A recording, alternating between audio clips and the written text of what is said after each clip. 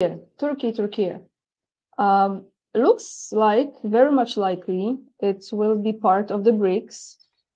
And if this happens, I wonder, with the second army, if I am correct, Turkey has the second army in NATO. Will Turkey exit NATO? And if it happens, Scott, what will this mean to the rest of the alliance?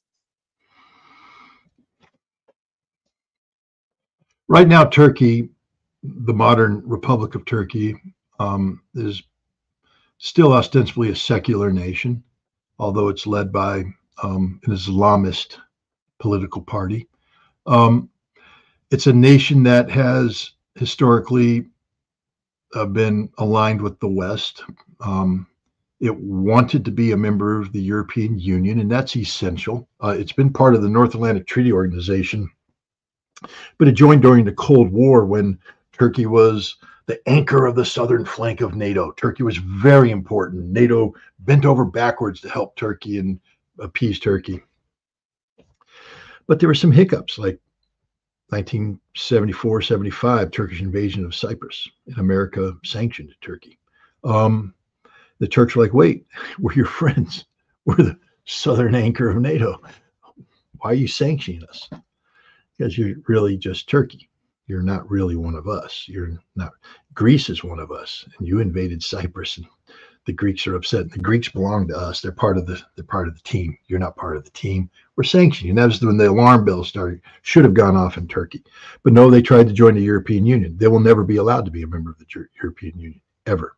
It's just a game that Europe plays to keep the Turks in line. You hold out that carrot and keep the Turks lined up and keep them in here so you can control them and you can influence them, etc. Turkey's tired of this. I mean, Turkey views itself as a, whoop, there we go. See if I can correct that. I don't know what's going on with my camera, but it decided that I was going to go blurry. Yeah, it's okay. We can hear you. That's good. I don't know what's going on. Let's see if I can fix this. Focus on me. Yes. Oh, well, sorry. You guys get the blurry, Scott, until it decides to autocorrect. That's irritating. Anyways, Turkey, I actually was at the Russian embassy Wednesday night, Russia Day. And I was not working, but I was talking to, the military attaché and the military officers. And I talked to the Turkish, the Turkish attachés who were there visiting. And we had a long talk about this very subject. And while they are, of course, diplomatic and they can't commit to any policy direction, that's not their job.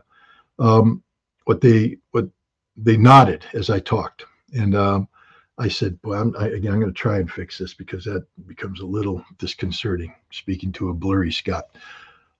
Look at that! It worked. So I'm not drunk, but I took a number of shots at that embassy function, so I might still be under the influence of something. But no, they said that. Oh, see, the alcohol's coming back. They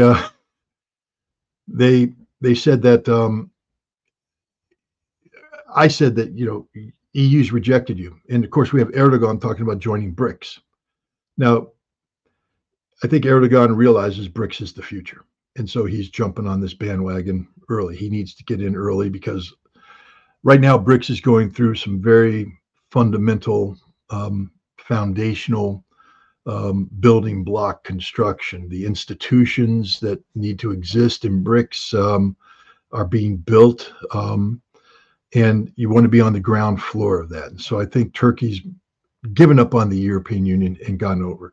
What's that mean for NATO? Well, Vladimir Putin today, in his address before the Ministry of Foreign Affairs, said that there needs to be new Eurasian security alliances, security frameworks. Well, Turkey is now going to be part of the Eurasian community. And I think once Turkey commits to BRICS and once a viable Eurasian security framework is defined, that Turkey will leave NATO and go in that direction. Turkey's done with Europe, finished with Europe.